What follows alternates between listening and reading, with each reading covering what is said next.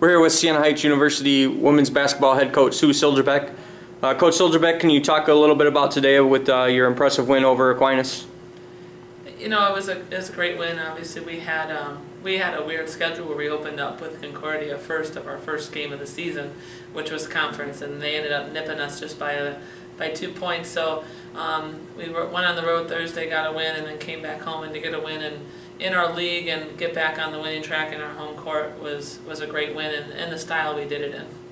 I think you got off to an 11-2 run in the start of the game, and you held them almost basically like 3 to 5 points in the start of the second half. Can you talk about just how your team was able to get off to good starts in both halves and really take control over the whole game? You know, I don't know if we did anything in particular except talk about it, because in the first 2 games that we played, the one being here, we didn't get off to a good start. In fact, we went down at halftime. We went into the locker room down at halftime in both those games, and we talked about how important it was for us to get off to a good start. So hopefully we had the focus. I said something magical, and they just performed and were able to go into the locker room actually up. And then did you talk anything about team balance? Because I think you had 5 scores in double figures tonight, and anything with adjustments out of your first 2 games there?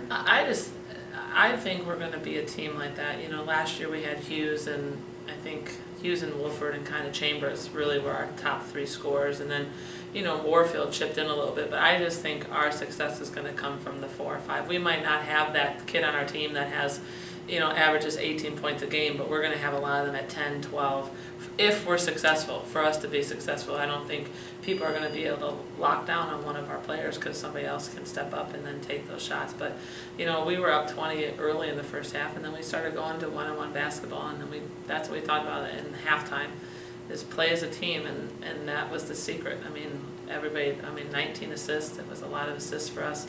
I think Howard had 9, almost had double digits in assists. So we need to continue working together as a team for us to be successful. Then can you talk a little bit about today? I think you guys nicknamed it the Hunger Games, and what you guys were playing for and where those proceeds go.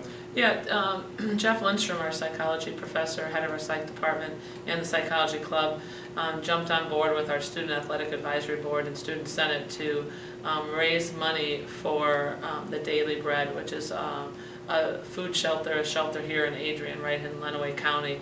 And so the donations from the gate, the t-shirts, the halftime, the 50-50 all went, and then canned foods that people brought in to get into the games all went to be donated for that. So it was a great day to come out and get a win, start off the basketball programs with the win, and hopefully continue that, and then be able to help our own community. I think is always special when we can do something for the people in our town.